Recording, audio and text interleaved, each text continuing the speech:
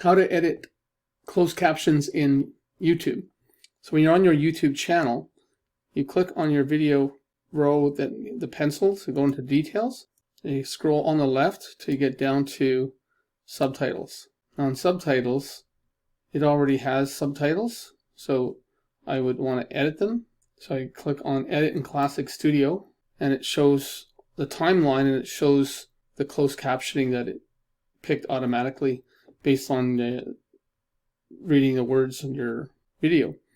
So if you find a lot of mistakes that are consistent, like say you use acronyms or words in your industry and it detects them as some weird words, you can export the entire script into Word and do like an autocorrect, or use macros to automatically do a replace all.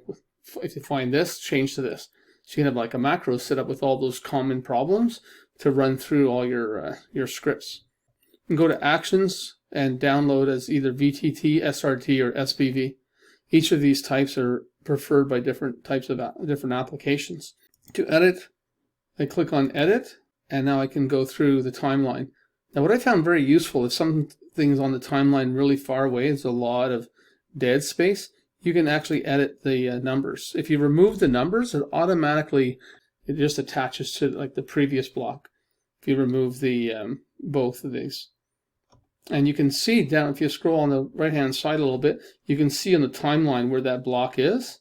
So you can actually resize the block. If you want the text to only come in a little bit later than it does come in, you can modify that. So to edit, it's simple. You edit in these little text boxes here. So if you find anything that's wrong, any spelling errors or words that you want to put commas or whatever, like here's a problem, and I know there's a problem. I click on that and I hit play.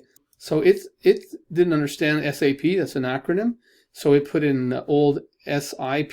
So I need to change that to capital SAP, and then can continue. Now if it's set to pause while typing, so if you start fixing something and start typing, automatically it pauses. If you're a very fast typist and you can fix on the fly, then you don't need that. You can fix as it's going through, as long as you can keep up, and you can always just click and just stop it. More favorites, upload them. So some of the changes that we know. So I'll go back to this one. In the new SAP HANA, you just go more. So I can fix that. So some of the changes that we've seen are listed here. See, it says is ours. So I can remove the is. That doesn't exist in the browser. How it's keep it on playing. If I click on the box, it backs up to that. Are listed here, like the top left-hand corner still exists. That's to stop or create new session. So I want to put a comma there. In the browser view. I want a period there. Capitalize 2. You can use the escape key, which just means cancel. If you want to review that, just click up and click back down. Cancel. See, here it says which is mean, so which means cancel. So I want to get rid of is and put an S and a comma. The status bar is on the top instead of the bottom right. So you may prefer not editing with it, keep on playing, because it can be stressful.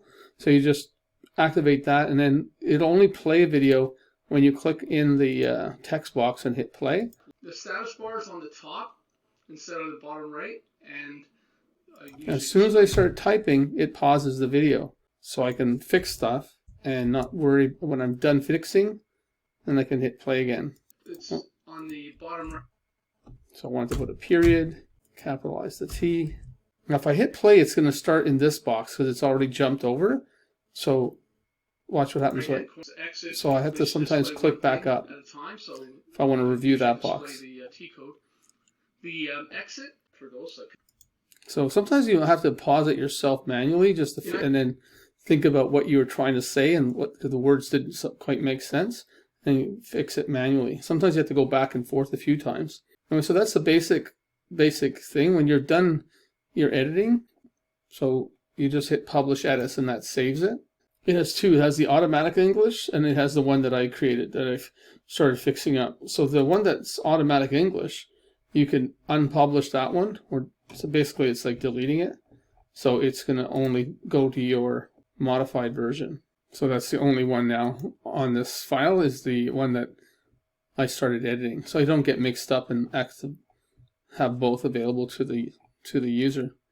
Initially, when you go to edit, it looks weird because you can't edit. You have to click on edit. So if I hit the Actions, I'll download it as a. Doesn't really matter. In this case, I'm going to bring it back in. So you want to be able to upload. You'd want to be as a SBV. That'd be the easiest way to upload. I'm on the video and I want to upload. We'll go Actions, upload a file or download a file. I want to upload, but subtitle files. Okay, so that exported file, I can open it. And you can set your computer so it always opens in the word processor of your choice. Now this is the text file, SBV, and I have to save it as the same file type as a raw text. So if I make changes and I go file save, it just replaces the old with the new. And it just gives you this warning because I want to keep it as the same format as a text file. You can do a save as. You don't want to save it as a Word document. You don't want all that formatting. So to fix things in here, like say I want to say the word, a word exists is always wrong in it, or something like that is consistently a problem, you can say, okay, I want to change that word. So I copy, or you go to replace, and so replace that word with Fred. You have to be careful with doing mass replace because it will find anything that contains that word. So if I'm not sure what I'm doing, find next, it'll jump to the first occurrence and say, yeah, that's what I want to replace. I'll replace that one. And it says that's the only one it found. I did all my mass changes in here. If you know about macros, you can record all these mass kind of changes that you frequently do and just run that macro on the entire file.